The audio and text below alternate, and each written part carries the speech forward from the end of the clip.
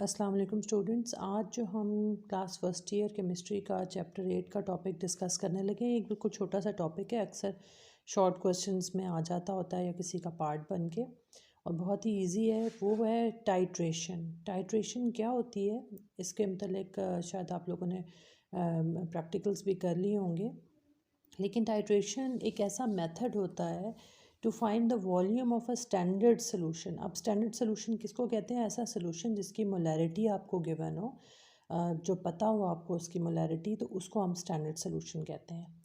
It's a method to find the volume of a standard solution react completely, यानी इसका पूरा reaction complete हो जाएगा और हमें एंड रिजल्ट एंड इंडिकेशन मिल जाएगी with a known volume of another solution. ठीक हो गया? तो ये होगी टाइट्रेशन। टाइट्रेशन की बहुत सारी टाइप्स हैं, आपको सिर्फ एसिड बेस्ड टाइट्रेशन बताई गई है, लेकिन इसके अलावा भी बेशुमार होती हैं। एक होती है एसिड बेस्ड टाइट्रेशन, इसमें एक स्ट्रॉन्ग या वीक एसिड को स्ट्रॉन्ग या वीक बेस के साथ टाइट्रेट किया जाता है और उनका अननोन वॉल्यूम फाइंड आउट किया जाता है। इसमें आपको ये मैं बता दूं कि स्ट्रॉन्ग एसिड अगर स्ट्रॉन्ग बेस हो तो आपको जो इंडिकेटर मिल रहा होता है वो होता है फिनोफ्थलीन, जो स्ट्रॉन्ग एसिड और स्ट्रॉन्ग बेस के साथ आपको एंड पॉइंट बताती है कि कब रिएक्शन कंप्लीट हुआ। फिनोफ्थलीन जो है वो स्ट्रॉन्ग एसिड के अंदर कलरलेस होती है और स्ट्रॉन्ग बेस जैसे ही उसको न्यूट्रलाइज करने लगती है तो उस वक्त लाइट पिंक सा कलर होता है, वो बहुत ही लाइट कलर होता है। ये हमारा बिल्कुल न्यूट्रलाइजेशन रिएक्शन होने का इंडिकेशन होती है। और अगर आपने वीक एसिड या वीक बेस लेनी है तो उसके लिए मिथाइल ऑरेंज का इंडिकेटर यूज़ किया जाता है। तो पहली है एसिड बेस्ड टाइट्रेशन, दूसरी है रिडॉक्स टाइट्रेशन। रिडॉक्स टाइट्रेशन के अंदर हमें ऑक्सीडाइजिंग और रिड्यूसिंग एजेंट्स हम यूज़ करते हैं और इसकी टाइट्रेशन का एंड पॉइंट या रिएक्शन कंप्लीट होने को देखते हैं। तीसरा है कॉम्प्लेक्सोमेट्रिक टाइट्रेशन।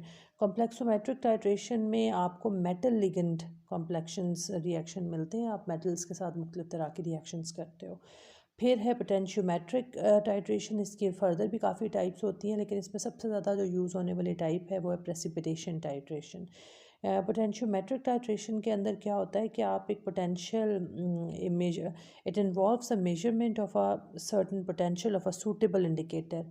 इलेक्ट्रोड की सूरत में एक सूटेबल इंडिकेटर मिलता है और जिस वक्त वो फंक्शन या वो टाइट्रेशन कंप्लीट होती है तो इलेक्ट्रोड के ऊपर आपको इंडिकेशन फाइन मिल जाता है, function of a titrant volume.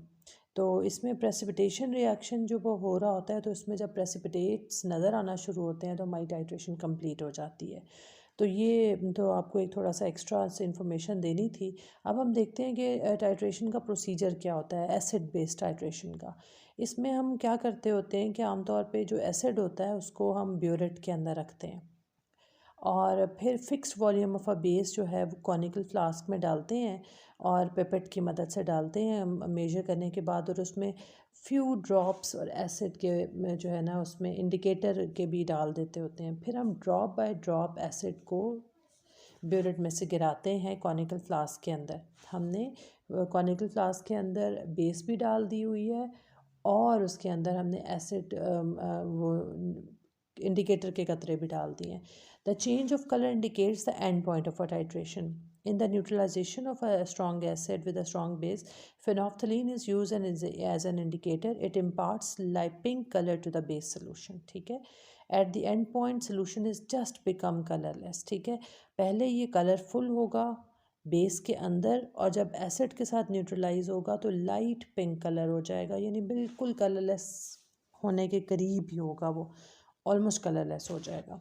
The molarity of the acid solution under test is determined with the help of the following equation. Equation हमें जो गिवन है वो है M1 V1/N1, M2 V2/N2। कुछ जगहों पे ये MA एसिड के लिए मोलैरिटी वॉल्यूम और मोल्स के लिए ए का लफ्ज़ यूज़ होगा और बेस के लिए बी का, वरना 1 2 यूज़ किए जाते हैं।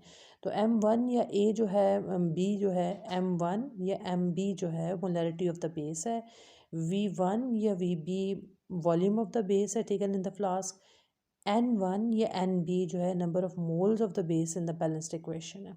इसी तरह M2 या MA जो है मोलैरिटी ऑफ एसिड है, V2 या Va जो है volume of the acid use from the burette है, और N2 या Na जो है number of moles of acid in the balanced equation है।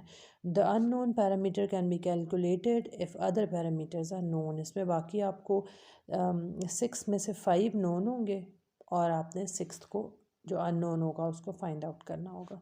आई होप बच्चा ये बस इतना ही टॉपिक था, इससे ज़्यादा आपको डिटेल में करने की ज़रूरत नहीं है। इसका प्रैक्टिकल ज़्यादा इंपॉर्टेंट होता है, तो उसके लिए प्रैक्टिकल करने के बाद ये फार्मूला लगा के